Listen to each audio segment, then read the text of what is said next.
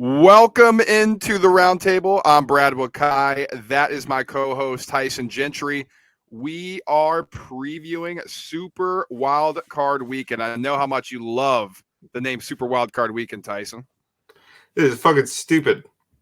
I know I probably should have started the show off with an F-bomb, but like just because you give us an extra game, like remember when it was a huge deal when an under 500 team made the playoffs? Remember when it was Seahawks Saints before the Beastquake and everyone's like, this is ridiculous.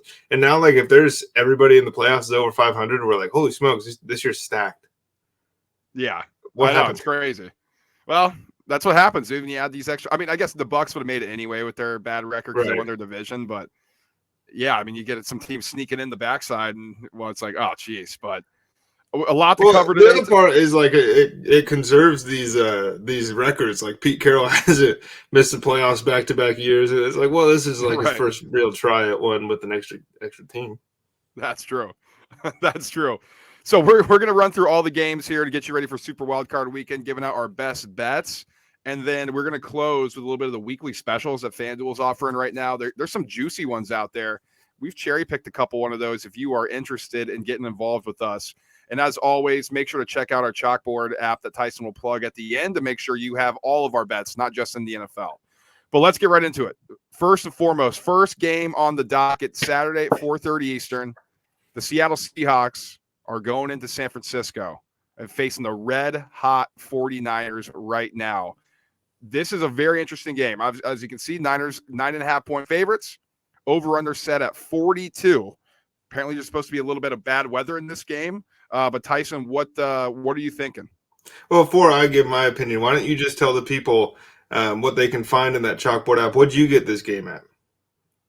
It was insane. I got the Niners at 6.5 when it opened. Like FanDuel had to make a mistake. Like I think their 6 was supposed to be at 9.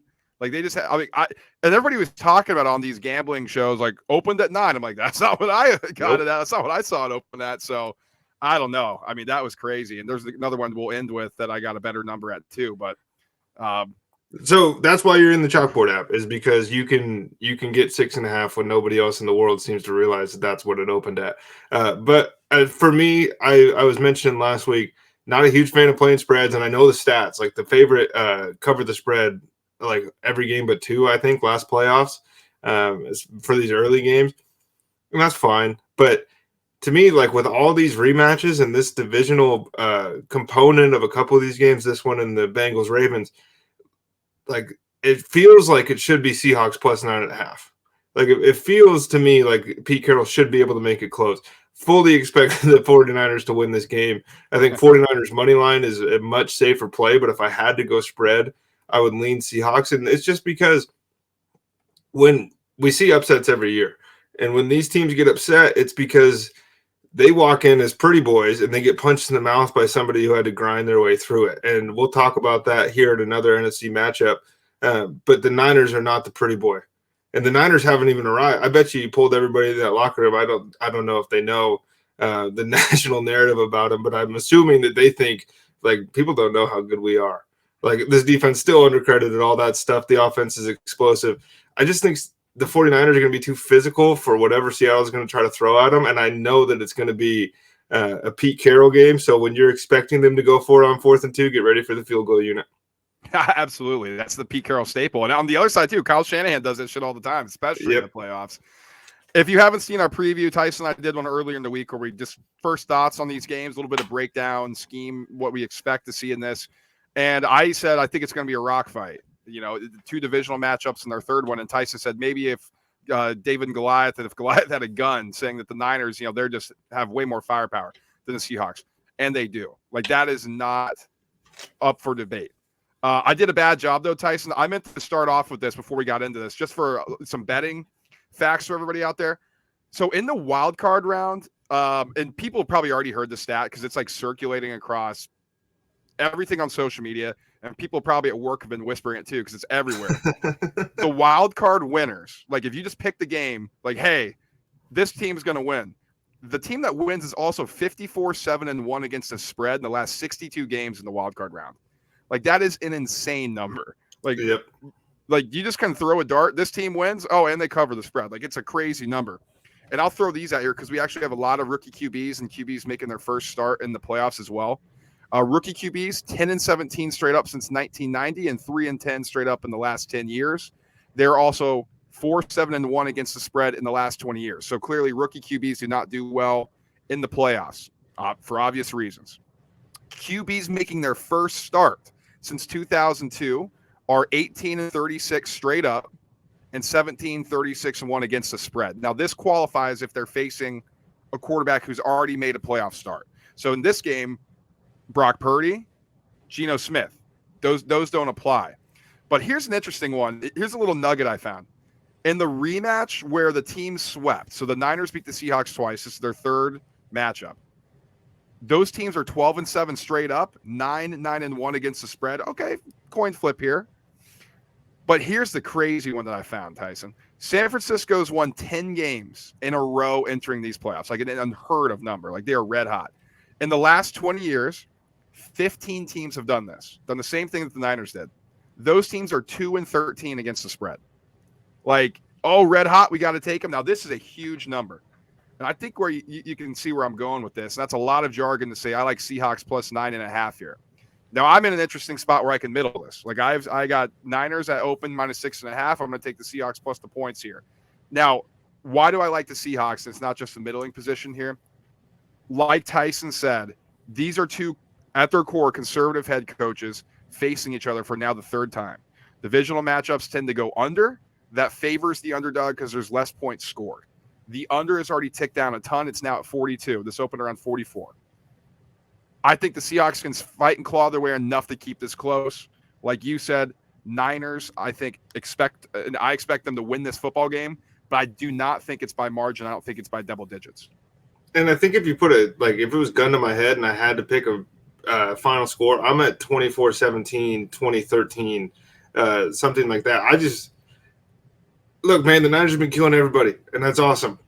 Welcome to the playoffs. We don't give a fuck. We don't care. Like, it doesn't matter. We're 0-0, man. In Seattle now, we get a chance. And by the way, you see the jersey behind Brad. You see the Eagle stuff all over the place every time we do these pods. We're rooting for the Seahawks. Oh, big time. Big time. Let's go. Come on, Seahawks. Come on, Seattle. Okay, moving on now. That's that Sunday or Saturday night game. This is a big game, man. I mean, Chargers, 2.5-point road favorites going into Jacksonville. Now, interesting line movement in this one.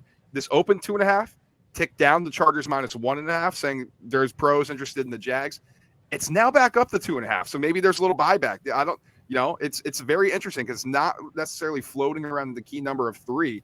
This is under 3. So if you like the Chargers, they're going to cover that number at 1.5 or 2.5. Man, oh man. I mean, Trevor Lawrence versus Justin Herbert. I mean, we can do all the accolades. Go check out our preview for that. Just some quick nuggets here. Justin Herbert as a favorite is 15-15-1 against the spread, but the Chargers are also 7-2 against the spread on the road this season. The road team is 29-9 against the spread when both teams missed the playoffs the year before. Very interesting stuff here. And last thing I'll do, Tyson, before I flip it over to you with your analysis, teams that have moved to a smaller dog. So the Jags initially went 2.5 to 1.5. Those teams are 43-18-2 against the spread the last 20 years. So there's indicators on both sides here. I think this comes down to who do you trust more out of the quarterbacks and the coach? Well, if we're going quarterbacks, then for me, and I'm sure for you too, because I know how you feel about this, but it'd be Herbert. If we had to pick a quarterback right now to start a franchise with, it'd be Justin Herbert. I just think that the difference between Doug Peterson and Brandon Staley is much higher, much larger than the Trevor Lawrence to Justin Herbert thing. And I think Herbert's a decent amount better than Trevor Lawrence. I just think Doug Peterson's in a different stratosphere. We're seeing it this week. Mike Williams not going to play. You did that. I think he's going to play. They're saying he hasn't practiced, and they were saying the report that the last one I read was that they would be surprised if Mike Williams suited up to play this weekend. And if that's the case, that's interesting. And they lose this game, then Brandon Staley, it is on you. You did this. You played your starters for way too long in a meaningless game that, by the way, you didn't look good in. It wasn't like, hey, look at how cool we are. We're going to win the Super Bowl. Look at how good we are going to this thing. And if you lose Mike Williams, they didn't have Keenan Allen in the first matchup. And Keenan's a safety blanket. But if you're going to play the safety blanket game, I think Doug Peterson's going to be he's going to outsmart Brandon Staley. He's not going to out-aggressive him, even though it is Doug Peterson. This is just what Brandon Staley does. I want to go balls to the wall. I truly believe that Doug Peterson is a better coach, and I think that Jacksonville wins this thing on a field goal to end the game, which is not a very fun spot to be in when it's 2.5. So I like the Jaguars at plus 2.5. Here, I think they're going to win the game outright. It's a Chargers thing, man. Like, this is just who they are. And I know it's funny to talk about that when they're playing the Jacksonville Jaguars, but the LA Chargers have been the same team now for the last 2 seasons. And this offseason was like, holy shit, these guys are winning the Super Bowl. Herbert's winning MVP. You and I are both holding tickets that we have to burn here pretty soon. I like what's going on in Jacksonville, and I think they're going to have to put a lot of pressure on Justin Herbert to win this game. I think they're going to do it, man. I really do. Something's in the water. Teams losing by double digits to an opponent with a playoff rematch. So Chargers lost by 10 plus to the Jags, are 11-21 against the spread. So that indicates on Tyson's side here. I'm going to stay away for this game at this current number. This is going to be involved in my best bet of the weekend at the end here, but I'm staying away from the 2.5 right now. But this will be involved some way, shape, or form. I'll tease that, and then we'll get to that at the end here. Okay, moving on to the first game on Sunday. Now, this is 1 o'clock. Bills, Dolphins. Now, Tua Tagovailoa announced out. Now, is it Skylar Thompson? Indicators point to that. Is it Teddy Bridgewater with his dislocated finger? There really hasn't been much scuttlebutt regarding that. All signs point to Skylar Thompson. Now, I did a bad job here too, Tyson. Bills were minus 9.5 with the hope that Tua was going to play. That should have been in my bet slip. That should have been in the chalkboard. So that's on me, quite honestly. Like, that's a mistake I made, and I'm pretty frustrated with myself about that. But, hey, things like that happen, right? Things like that happen. I forgive you. Thank you. I appreciate that. Quick nuggets here before we get into some more analysis.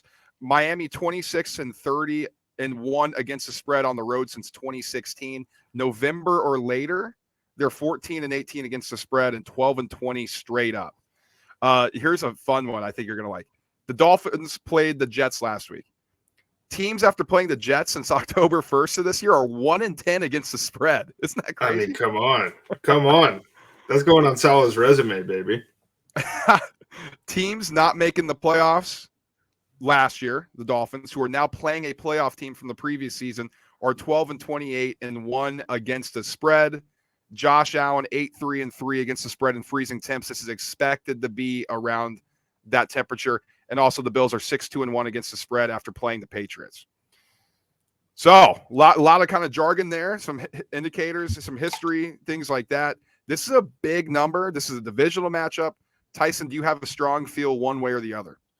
The Bills are going to win this game. This would be the shocker of the week, maybe the shocker of the last decade in the NFL playoffs if the Dolphins were able to pull this off with Skylar Thompson under center. You mentioned it being under 0 as far as the temps go.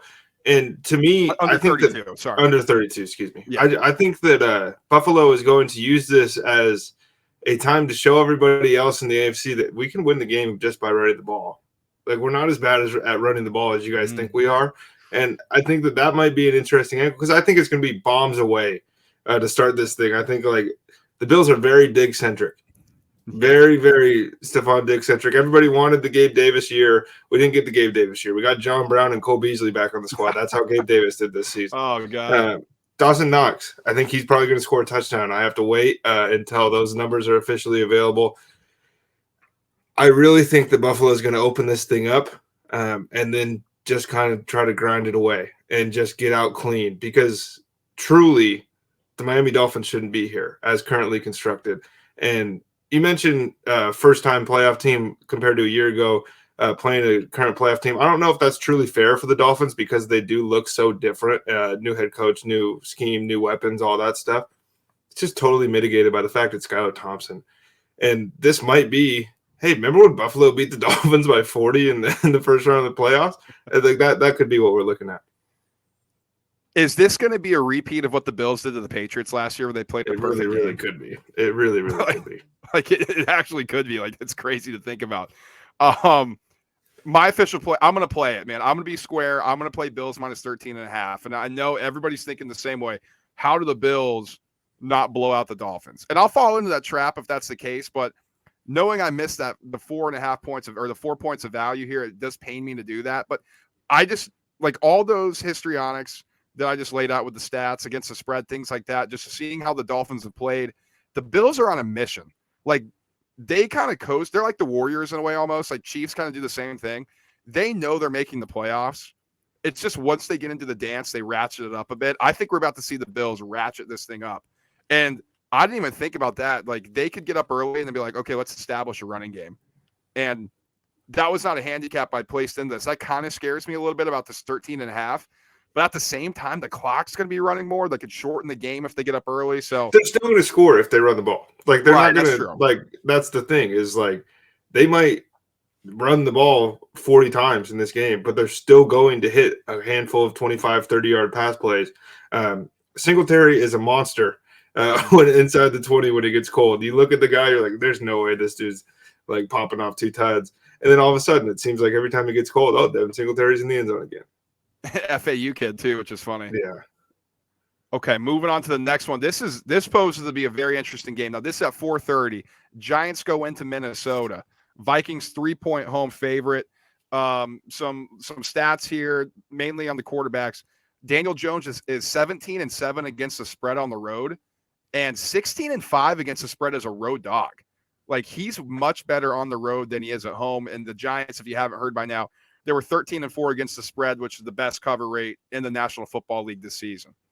Also, if you haven't heard, the Vikings were 11-0 straight up in one-score games, which is an NFL record. And clearly this is sitting at a one-score game here based on the spread.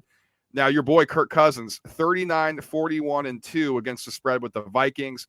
And he's also 21-32 against the spread after 4 p.m. We all know about primetime Cousins. How about 4 p.m. Cousins? Not very profitable either. I have a hard time with this game one way or the other here, Tyson. What are you thinking? The only thing that scares me is that everybody in the country seems to think the same thing as far as this one goes. Like, the Giants could win. I wouldn't be shocked. That's what you're hearing from everybody. But the line hasn't flipped. Like, it hasn't gotten to the point where I'm scared because I'm playing money line. And I think the Giants are just going to win this game. Okay. I've said it during the Seahawks-Niners little thing that we just did about physicality being kind of the downfall of some of these higher seeded teams when they come into the wild card round. Minnesota is soft. The New York Giants are anything but. And I truly think that that's going to be the difference. It took a franchise record field goal kick from Minnesota the first time these two played to win. So you're comfortable with that -3 based on the previous knowledge that we have. I'm so excited for this one too, because this is bizarro quarterback world. Like, if Kirk Cousins could run, he might be Daniel Jones. And if Daniel Jones couldn't run, he might be Kirk Cousins. Like we don't really know.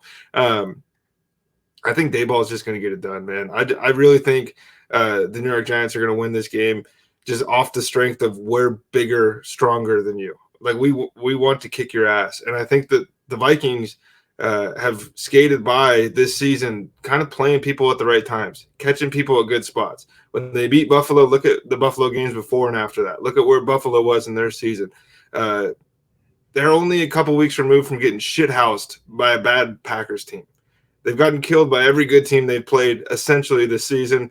And I think that the Giants truly believe that they're going to win. Justin Jefferson, get your shit together, brother.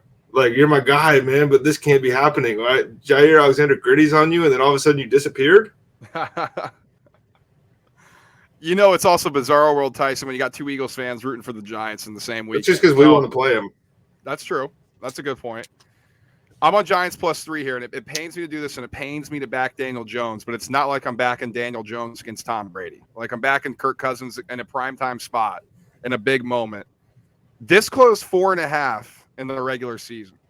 Vikings -4.5 at home. This is literally a rematch of the same exact game. Under the dome, so no weather involved. The Giants closed 4.5, won the game by 3. Apparently, there are advanced metrics that state the Giants should have won that game by 3. Like, some people who kind of plug in the numbers, the EPA, yards per play, all that, spits out Giants should have won that game by 3. I'm going to take them plus the 3 points here just in case there's some magical Vikings bullshit that takes place, it's hard for me to get moved off this position.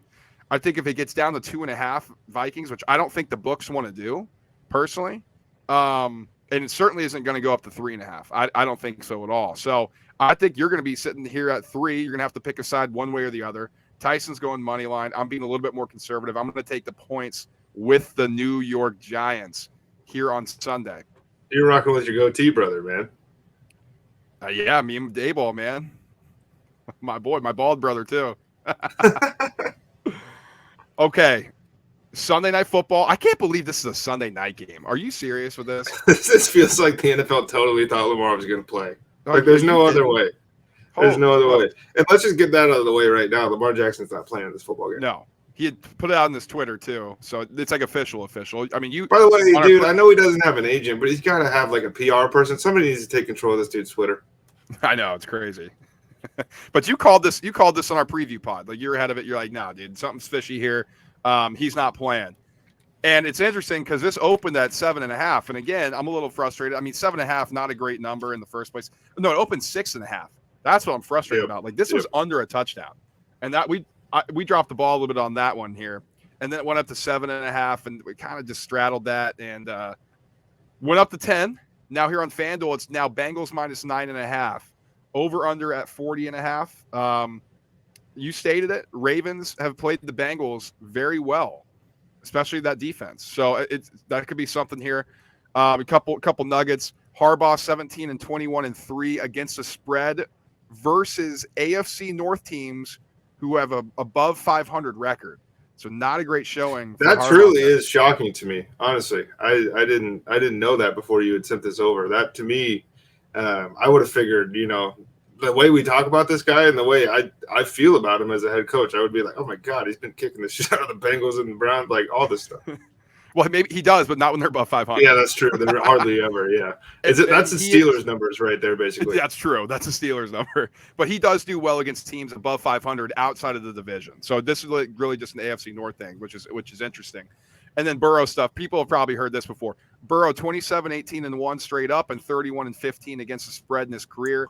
In his last 23 starts, 19-4 against the spread. Like, the dude's just a covering machine. The Bengals themselves, 20-4 against the spread, their last 24. Burrow, 16-5 against the spread versus above 500 teams. That qualifies here. And Burrow in 50 degrees or less is 12-2 straight up and against the spread. And if it dips down lower in Cincy to 40 degrees, 7-0 straight up, 6-1 against the spread. Like, the dude's just a machine, man. He's the Terminator. This is a big number. Low total as well. Do you have a feel on this? I do want to say I think a lot of those Burrow numbers are probably inflated by the fact that it seems no matter who they play that's above 500, the Bengals seem to open it like at best minus 2.5. Like they're almost always points. Yeah, they're almost always an underdog here in these spots. The only thing that gives me pause, and I know it's a weirdo hill for me to die on. I'm not actually going to die on it. It's just like the amount of shit talk the Bengals players are doing right now. Oh, we owe them, and we're going to get them back for that. Blah blah blah blah blah. I don't know. Like, that's the way you want to go into this game. You want to piss off the Baltimore Ravens, this defense that's all of a sudden found itself. Looks like it might be 2004 again over in Baltimore, the way that they're flying around, making hits, hitting people. This is going to be physical. This is going to be chippy, and this is going to be a lot of flags and not for holding. This is going to be some taunting stuff, some like after extracurriculars, we'll say.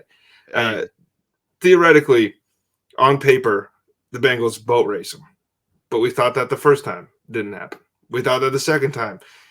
Yeah, it was they won, but it wasn't like, and it was in hand the whole time, but it wasn't ever like, oh, they're beating their ass. I think this time the Bengals beat their ass. Ooh. I think Cincinnati, and I just said I don't like playing these numbers. I think Cincinnati comes out, and we'll get into highest scoring team of the week, but I think the Bengals are here to kind of remind everybody, hey, remember when we won the AFC a year ago? That's who we are. Joe Burrow wins.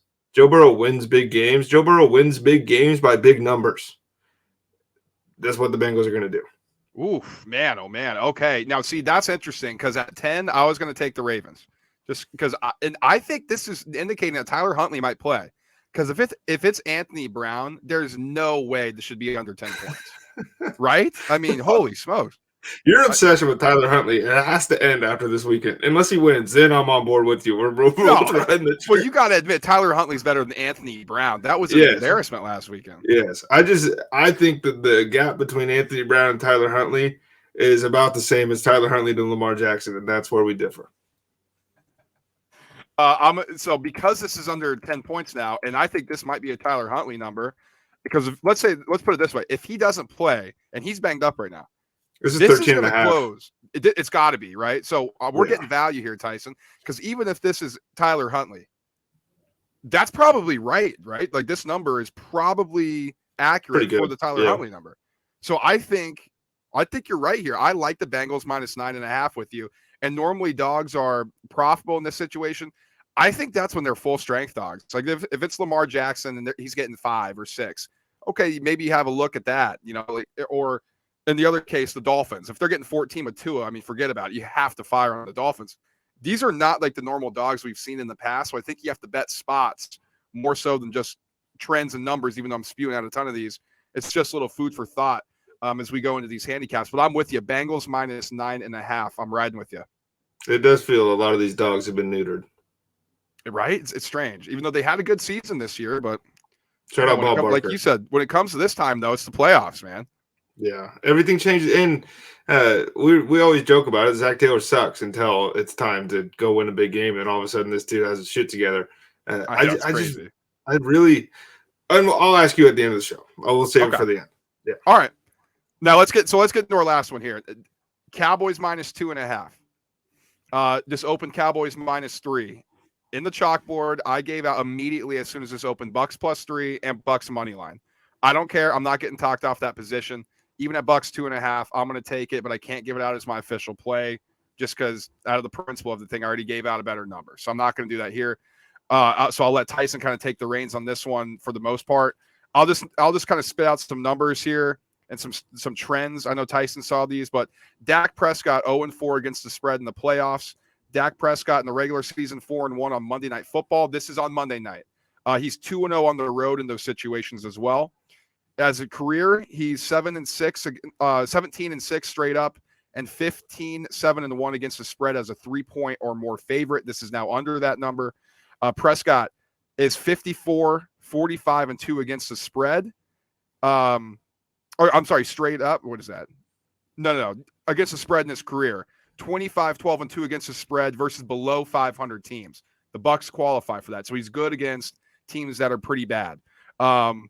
Mike McCarthy, 11-1 against the spread in the playoffs the last 20 years. I don't know why that's so funny to me. Mike McCarthy, 6-2 against the spread as a favorite, 5-5 as a dog. That surprised me when I saw that. This is the one that's hilarious to me. Mike McCarthy is 1-3 straight up and against the spread versus teams with the worst winning percentage. Yeah, that's the funny one. I mean, come on, brother. Like, what are we talking about? How does that even make sense? I have no clue. This is an interesting nugget. Teams in the wild card round who have lost their previous game by 10 or more points, Cowboys just lost to the Commanders by 10 or more, or by more than 10, are 6-13 against the spread in this wild card round. That's a damning stat there. And then the famous one everybody's throwing out here: Cowboys 1-4 straight up and against the spread on grass this season. They're going to Tampa, who are playing on grass. I got some Brady ones here, but I'll let you kind of jump in, Tyson. What are you thinking about this game so far? Well, we'll throw out the Tom Brady's 8-0 or whatever against the Cowboys. Like that. That's everybody's favorite one, I think, at this point. To me, Brad, and I hate this so much. Dallas beats shitty teams. Tampa Bay Buccaneers suck. I don't care. They're sitting here at 8-9, and everybody in the world, they're going to win this game because Tom Brady beats the Cowboys, because the Cowboys choke, because the Cowboys are soft, because Dak's regressed and Dak throws interceptions and all this stuff. Dallas beats bad teams. The Tampa Bay Buccaneers are a bad team. They cannot run the football. 50%. Now you got to throw the ball, and you're going against a great pass rush. Tom Brady gets the ball out in 2.3 seconds, all that stuff. I just think Dallas is going to win. Like, I think Dallas covers. I think they covered 2.5. Okay. And truly, I don't like saying it. I kind of hope that at halftime when they're in the locker rooms, the Goodyear blimp crashes in the stadium. We can't play the second half, both lose, and just kind of keep it rolling. I don't want either one of these two teams to advance. Dallas beats bad teams. That's the only thing that, like, I think everybody's missing is we have all these numbers, but we're still talking ourselves into a Buccaneers team from the preseason. I have 18, 19 weeks or whatever of this Tampa Bay Buccaneers team being average to below average in the NFL. Dallas is going to win. You're killing me here. You're killing me. You're going for the Cowboys and the Giants in the same weekend. I want to run the gauntlet. I want the Eagles to run the gauntlet. I want them to beat the Giants, and I want them to embarrass the Cowboys in the NFC Championship game. That's my dream. That's what I want. Well, I say that now. I will have a heart attack if that actually happens. Oh, my God, dude. Imagine that. Brady, 35-12 straight up. 25-21-1 against the spread in the playoffs. Also 7-3 straight up and against the spread as a dog. Brady 20-8 straight up and 15-12-1 against the spread on Monday Night Football. Also on Monday Night Football is 9-2 straight up at home. 93-69-7 against the spread versus above 500 teams.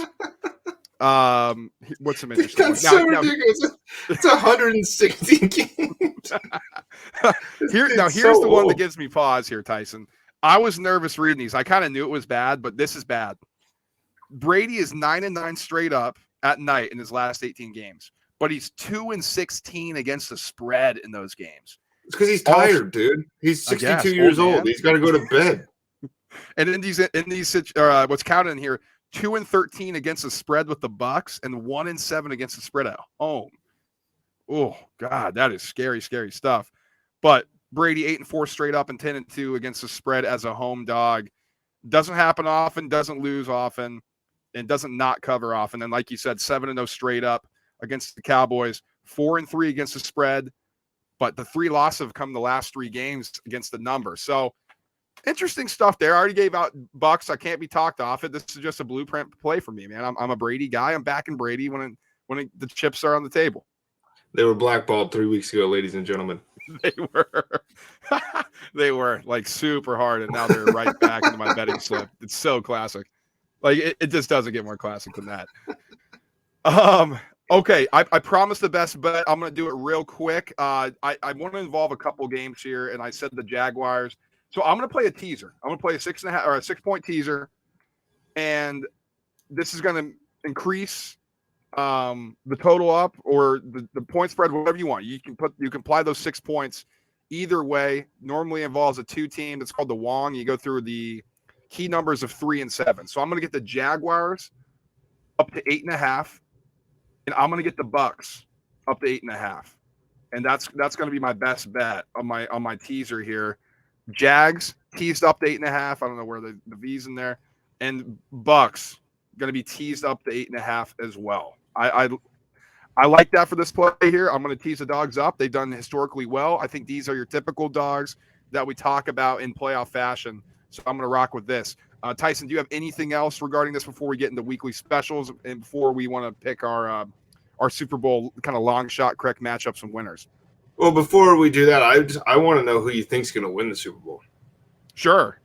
Let's see here. So yeah, that's a good point. So let's get to that point. Yeah, because I guess this is a start. Well, once you say it, man, we're live. This up.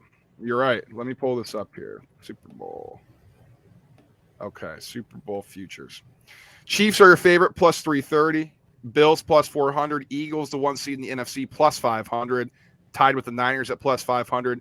The Bengals, they're represented from the AFC last year, plus 750.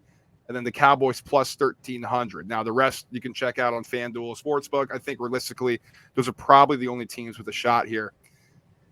Oh, boy, man. I mean, the smart answer for me would be the Chiefs. Like, I think the Chiefs are rolling, but I'm a man who's just got to play something that I think is histrionics. I'm not going to say it, and you're going to be pissed at me. I'm going to go Bills plus 400. That's going to be my pick here. My free roll. If I had $100, I already have an Eagles future, man. We already lost value. Me too, man, but I'm back in. Oof. Come on. I just in your heart of hearts, genuinely, you like the Bills to win the whole thing. I do. I think they're the best team. I think they're the most complete roster. I like the Bills plus 400 to win the Super Bowl. I think the Birds beat the Chiefs. Birds beat the Chiefs. That's what I think is going to happen. Okay, And so you're picking Eagles. So let me see what this is. Keep going. We'll pull the numbers here, but yeah, to me, like, I know everybody's nervous, and maybe it is just a homerism from me, but I'm not nearly as sketched out about the Jalen Hurts injury. And truthfully, any team that Philadelphia plays in the second round, they're going to be the favorites against. It doesn't really matter whether it's Dallas, Tampa, New York, or Seattle. And then we're in the NFC title game. That's what we're talking about. At home with the best offensive line in the league, and with the defensive line that led the league in sacks, with 2 weeks to get healthy, with Lane Johnson, Josh Sweat, Chauncey Gardner-Johnson, Jalen Hurts, all these guys. If Jalen Hurts doesn't miss time, the Eagles finish at 16-1. This is a plus 100 team, 150 to win the Super Bowl at that point. If they're 15-1, everybody else got tricked watching Gardner Minshew shit down his leg against Dallas and watching him put up a stinker of a performance against New Orleans. Maybe that was the whole team. Maybe they're checked out. Maybe they don't want to be here anymore. But to me, from what the evidence that I had from the first 14 or 15 weeks of the season, this was unquestionably the best team in football. To move off of that position now, when they get a week to get healthy, is just not something that I'm interested in doing. That's fair. I mean, that's a good point. Good analysis there. Eagles, like Tyson said, to beat the Chiefs. He's calling his shot here. It's plus 1,300. Chelsea Bowl, baby. Bills to beat the Eagles plus 1,200. Either way, I'm going to make money because I have the Eagles. We had the Eagles future and the Bills future preseason. Imagine that. We'd look so smart. We'd look so cool. So what happens if you have $100 on the Bills beat Eagles at plus 1,200? Let's say you're looking to walk away with $1,200 profit. Is the Bird fan in you? Do you care about that money at that point? Or are you hoping the Eagles win, or are you secretly hoping to walk away with that money? I'm calling everybody I know and putting everything on Eagles money line. There we go. That's my guy. Right? I knew it. What is this amateur hour yet, Tyson? I had to check. I'm rooting for the Eagles because I'm gonna make sure I don't owe anybody any. Well, I'm gonna cover if the Bills do beat the Eagles, we get the 1,200. I'm gonna make sure I have enough if the Eagles lose, so I can pay everybody back. That's fair. Okay, weekly specials here to close out. And if you haven't seen this, it's in the weekly special tab here on FanDuel Sportsbook. There's a couple interesting player stuff here, like Brady and Dak combined for 500 or 5 passing TDs. That's plus 150. We can go through those, Tyson. The first one I like here, kind of tame, honestly, but Trey Hendrickson to record 1+ sacks and Jamar Chase 75+ receiving yards. That's plus 300. I'll stay tame with you too. Then I got the one on the board that just jumps out to me. Each team to score 1+ touchdown in wild card weekend games is plus 140.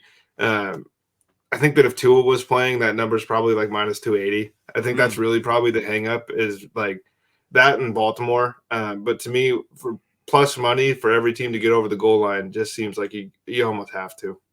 Yeah, plus money. Holy smokes! And you're going to play that one you said? I'm sorry. Yeah, that's plus 140.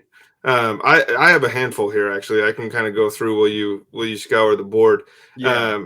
Another one that I like is each team to score 1+ rushing touchdown this weekend is plus 5,000. Brad, it's going to be cold, and almost every team in the playoffs can run the football. The ones you're looking at that you're kind of worried about would be Miami. I think Kenneth Walker finds a way to get in the end zone for Seattle. If it's not him, DJ Dallas didn't practice today. Kenneth didn't either, but I'm less worried about that because your best players play in these situations when you kind of have to win. So you're looking at Miami and you're like, Mostert's banged up, whatever. Truly, at plus 5,000 for every team to score a rushing touchdown in the first weekend of the NFL playoffs, I'd be curious what it is going back, but I would assume it's hit more times than you would think in the last 20 years. Yeah, I'm curious. That's an interesting one. And this is a juicy one. Any non-QB to throw 1+ passing TDs plus 750, I'm going to be on that. I like it. I wish that you could pick the player. Like I wish you could pick Travis Kelce to throw a passing touchdown. That would be awesome. Because that seems nice. One that I'm kind of intrigued by, and it's going to make me puke, but Kirk Cousins, Joe Burrow, Dak Prescott to each have 3+ passing touchdowns plus 2,600. I think Burrow gets there no problem. Like I said, I think that the Bengals are going to bombs over Baghdad. like we're chucking the shit out of this football. You guys can't mess with us. That's what we want to do. Dak's going to have to score 3 times to win the game. And you might be thinking it's Zeke. And I think that honestly, we might get a 15 carry Zeke game. Tony Pollard gets 15 total touches, but Pollard's touches, if he's out of the backfield, we've seen him go 60 yards. And then we're just hoping for a Dalton Schultz on the goal line and a CeeDee Lamb from the 15-yard line. I think that's reasonable. And then the Giants and Vikings are going to score a shit ton of points. That's kind of like that's my angle there. Okay. All right. Let's see here. Okay, here we go. Wild card scoring specials now. So this is obviously just this weekend. Highest scoring team, the favorite Bills plus 360, Vikings plus 600, Niners plus 650, Bengals plus 700, Chargers plus 750, and the list goes on. Do you have anything that you're playing on this market, Tyson? The Cincinnati Bengals are going to put up 40 points. Whoa. Plus 700. I like it. I truly believe that this is a message sending game. And I think that them getting to do it to somebody that apparently they're pissed off at. And like I said, that's a reservation for me because maybe they're too aggressive and it doesn't work. And then all of a sudden they're playing catch up because it's a pick six or T. Higgins is loose with the football or something down the sideline. Last time they played, T. Higgins was wide open. The play after going out comes back in, probably shouldn't have been back in the game right away and wasn't all the way there on a go route that would have been a touchdown. And then that doesn't sound so crazy that they're going to score 40 points this week. I really think that like this is a 350-yard game through the air. I think the Bengals are going to I can't say it enough, man. They're going to score a ton. I'm going to go Bills plus 360. They are the favorite, but I mean, they're facing Skylar Thompson. They're going to have a ton of opportunities to score. My concern would be they're going to take their foot off the gas, but this is also the Bills. Like, they never do that. They like embarrassing teams, especially in division. They're rolling right now. Once that thing gets rolling, it's hard to stop. I'll take the favorite plus 360 in this one. Lowest scoring team, the favorite, Dolphins plus 200, Ravens plus 380, Seahawks plus 450. Then you go up into the four digits, Bucs plus 1,200, Jags plus 1,400, Giants plus 1,500, and so on. Is there a team you want to roll with here? Well, I mean, the two obvious ones are the favorites, the Dolphins and the Ravens. If the Ravens score 13 points, I'll be surprised. I think that the Dolphins can cross the goal line twice. I think Ravens at plus 380 is an interesting one. That's the one that I would play here. This game's not going to be close, man. And like, if you're only going to be able to run the football because that's what they do and hope for field goals, it's not a recipe to score a bunch of points. And if they get behind early and they have to actually start throwing the football to who? Mark Andrews and Isaiah Likely, James Prochet going to play? Like, where are we at with these guys? And who's throwing the football? It's J.K. Dobbins or bust for Baltimore on offense, and I think it's going to be a whole bunch of bust. I'm with you. Ravens plus 380. Too good a value, especially against a really good defense and a great defensive coordinator in a game that potentially could be a low-scoring divisional matchup. Just screams that there's going to be not a lot of points scored here. Dolphins plus 200, a little too short. I think they're a little bit too obvious of an answer here. Maybe there's some garbage time that they managed to throw in, but I'll rock with almost a double value here. Ravens plus 380, my pick as well. All right, well, that's going to do it for our Super Wild Card Weekend preview. Best bets in there, ton of different stuff. Tyson, tell them about where they can find the rest of our picks in the meantime. They will be in it's an app. It's called Chalkboard. The app is a Google Play in the App Store on your iPhone. The group name in there is the Round Table. It's Brad and I kind of just throwing our picks out. What do we think is going to happen in the NFL, NBA, NCAA basketball? We just finished up on NCAA football. We'll have MMA stuff in there as that gets rolling up. Here, I think we have a couple days left before the first card of the year, so that'll be exciting. That's something that you're going to want to be in there for. But honestly, man, it's just fun. Like, we had player prop parlays going every Sunday night. We have Sunday, Monday, and Thursday throughout the year, our primetime player props. We have live bets going in there all the time. It's just something that we're trying to get as much money as we can, and we would like you to do it with us. Absolutely. Well said, Tyson. In the meantime, like, subscribe, and share the show. We appreciate you listening and supporting us the best we can. We love our loyal followers and listeners. So make sure to interact with us on our social media pages. Instagram is @_ the roundtable pod _ Our TikTok handle is the same. And send us a tweet over on Twitter @TRT_pod. We will be back reacting to Super Wildcard Weekend Monday night after the Cowboys Bucs games. Join us live Monday night on Twitch and Twitter. It will be coming out to you in podcast form on Tuesday. We will speak to you all then, guys. Peace.